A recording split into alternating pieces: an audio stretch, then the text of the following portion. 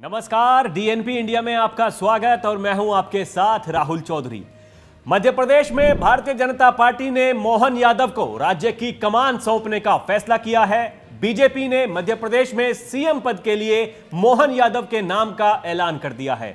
मोहन यादव अब मध्य प्रदेश के अगले मुख्यमंत्री होंगे। वहीं मध्य प्रदेश में मोहन यादव के सीएम बनने की खबरों से उत्तर प्रदेश की राजनीतिक गलियारों में हलचल तेज हो गई है। जी हां, लोकसभा चुनाव 2024 को देखते हुए बीजेपी का यह चक्रव्यूह यूपी के समीकरण बिगाड़ सकता है। इसका सबसे ज्यादा असर समाजवादी पार्टी के मुखिया अखिलेश यादव पर पड़ सकता है, क्योंकि मोहन यादव भी यादव समाज से आते हैं और इधर यूपी में यादव वोट बैंक सपा का खास माना जाता है। इससे साफ है कि यूपी में अखिलेश यादव की टेंशन अब बढ़ सकती है, क्योंकि उत्तर प्रदेश में करीब 10 से 12% यादव वोटर समुदाय है और इसे सपा का कोर वोटर माना जाता है। हालांकि बीजेपी ने लोकसभा चुनाव को देखते हुए ऐसा चक्रव्यूह रचा है जो सपा के लिए मुसीबत खड़ी कर सकता है। बीजेपी ने मध्य प्रदेश में मोहन यादव को सीएम बनाकर यूपी का भी जातिगत समीकरण साधने की कोशिश की है। बीजेपी का फोकस इस बार यूपी की 80 सीटें जीतने पर है। इस लक्ष्य में अगर कोई रुकावट डाल सकता है तो वो है समाजवादी पार्टी। इसलिए बीजेपी ने मोहन यादव को मध्य प्रदेश का मुख्यमंत्री बनाकर यादव वोट बैंक में सेंधमारी करने की कोशिश की है। माना जा रहा है कि बीजेपी ने लोकसभा चुनाव को देखते हुए यूपी, बिहार और हरियाणा के यादव वोटर्स को साधने के लिए यह प्लान तैयार किया है। जहां बिहार में यादव वोटर्स की आबादी 14.26% है, तो वहीं हरियाणा की कुल जनसंख्या में 10% यादव वोटर्स हैं। सियासत के गणित पर अलग दिखने वाली तस्वीर अक्सर मुद्दों और चुनाव के हिसाब से बदलती रहती है। 2014 के लोकसभा चुनाव के बाद से यह ट्रेंड और भी ज्यादा मुखर हो गया है।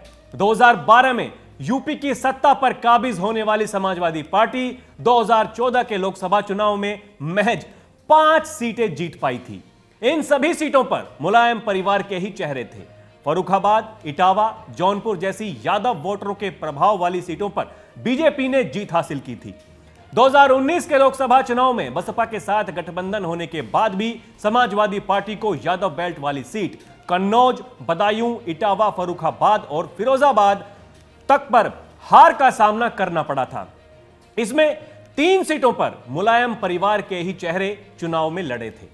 आजमगढ़ में हुए लोकसभा उपचुनाव में भाजपा के दिनेश लाल यादव निरहुआ ने अखिलेश यादव के चचेरे भाई धर्मेंद्र यादव को हरा दिया था। जाहिर है, बिना यादव वोटों में सेंधमारी के ये नतीजे संभव नहीं थे। हालांकि 2022 के विधानसभा चुनाव में यादव वोटर समाजवादी पार्टी के पक्ष में जाते दिखे। वहीं बिहार में 2015 में 3/4 सीटें जीतने वाली महागठबंधन के खाते में 2019 के लोकसभा चुनाव में 40 में से महज 1 सीट आई। यादव बहुल माने जाने वाली पाटलिपुत्र लोकसभा सीट से लालू यादव सहित उनका परिवार लगातार 3 चुनाव हार चुका है और विधानसभा और लोकसभा में वोटरों के अलग अलग मिजाज ने भाजपा की उम्मीदों की जमीन को और मजबूत किया है। इस मजबूत जमीन को बीजेपी किसी भी कीमत पर छोड़ना नहीं चाहती है। विपक्ष लगातार जातिगत जनगणना की मांग उठा रहा है। बीजेपी विपक्ष को यह संदेश देना चाहती है कि अगर पिछड़ों के बारे में कोई सोचता है, कोई करता है, तो वो है बीजेपी।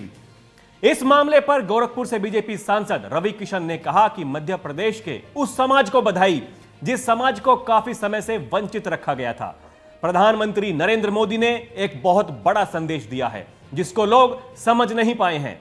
मुलायम सिंह यादव को समाज ने मुख्यमंत्री बनाया, लेकिन उन्होंने अपने बेटे अखिलेश यादव को सीएम बनाया। लालू यादव को भी समाज ने सीएम बनाया, लेकिन उन्होंने अपने बेटे को उप मुख्यमंत्री बनाया। लेकिन पीएम मोदी ने समाज से जुड़े हुए व्यक्ति मोहन यादव को सीएम बनाया है। भाजपा की सबसे बड़ी चुनौती और लक्ष्य 2024 का लोकसभा चुनाव है। कई पार्टी नेता कहते हैं कि इस बार बीजेपी 400 पार। बीजेपी चुनाव दर चुनाव अपना वोट शेयर बढ़ाने में सफल रही है और उसके पीछे हर बार नए वोटरों को जोड़ने की कारगर रणनीति है। मध्य प्रदेश में यह पहले से तय माना जा रहा था कि अगर शिवराज हटेंगे तो किसी ओबीसी को मुख्यमंत्री बनाया जाएगा, लेकिन बीजेपी ने न सिर्फ ओबीसी से चेहरा चुना बल्कि यादव समाज से चुना। इसका असर अगले साल होने वाले लोकसभा चुनाव में मध्य प्रदेश से लेकर उत्तर प्रदेश, बिहार, हरियाणा और राजस्थान तक देखा जा सकता है। यही नहीं, बीजेपी के इस दांव ने विरोधियों की भी टेंशन बढ़ा दी है, फिर चाहे वो उत्तर प्रदेश में अखिलेश यादव हो या फिर बिहार में लालू प्रसाद यादव और उनका परिवार हो। खैर, बीजेपी का यह दांव कितना कारगर साबित होता है यह तो आने वाला वक्त ही बताएगा। अभी के लिए इतना ही। खबरों का सिलसिला जारी है। आप देखते रहिए डीएनपी इंडिया। नमस्कार।